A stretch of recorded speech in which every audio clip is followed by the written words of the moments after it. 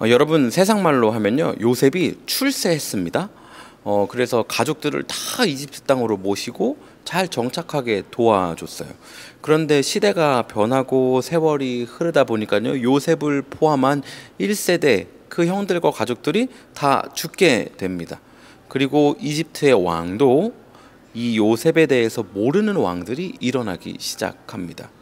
그렇게 이스라엘 백성들은 점점 사람이 늘어나고 또 이것을 위협으로 느낀 이집트는요, 심지어 어떤 결정을 내리게 되냐면 남자 아이가 이스라엘 가운데 태어나면 나일강에 버리라고 말하게 됩니다. 여러분, 무엇을 말하고 있는 거냐면요, 상황과 시대는 변화한다라는 것입니다. 여러분, 저는 오늘 출애굽기 1장 처음 펴서 읽고 묵상하는 여러분에게 이 시대 그리고 변화, 이 흐름에 대해서 이야기하기 원합니다. 요즘 한국은 3포 세대라고 하잖아요. 연애, 결혼, 출산을 포기한 세대들이죠. 여기에 두 가지를 더해서 5포 세대는 인간관계와 집 사는 것을 포기했다라고 합니다.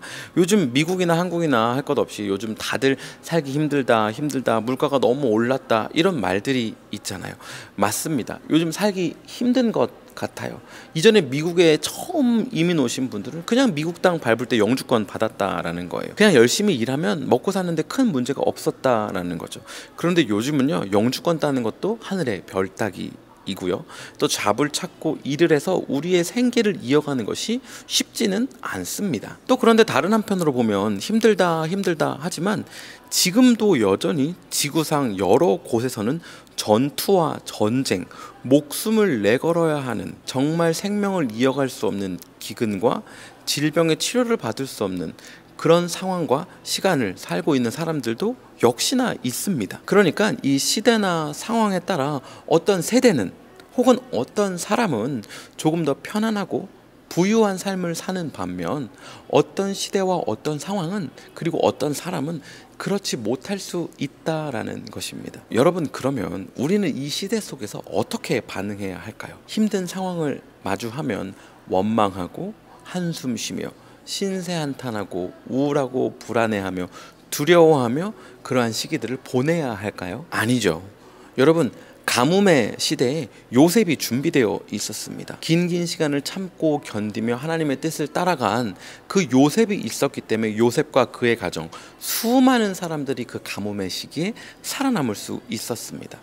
요셉과 그의 형제들이 죽고 또 요셉을 알지 못하는 이집트의 왕들이 일어날 때 그 가운데 쉬지 않고 일어났어야 하는 것은 무엇일까요?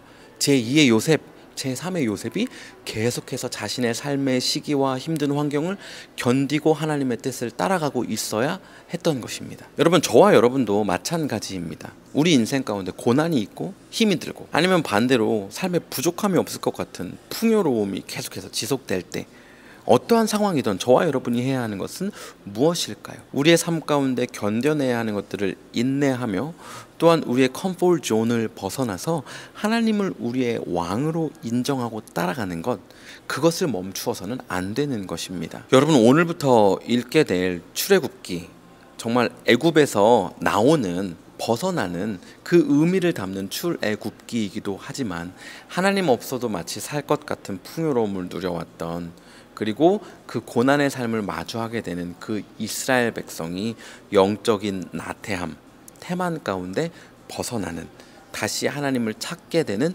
출애굽기이기도 합니다. 저와 여러분도 2달여 동안 읽게 될 이 출애굽기를 통하여서 영적인 나태함, 그리고 무감각함, 그리고 정체와 무너진 부분들, 타협하며 살아가고 있는 모든 영적인 연약함 가운데 탈출하는 그런 귀한 시간 되기를 간절히 소원합니다.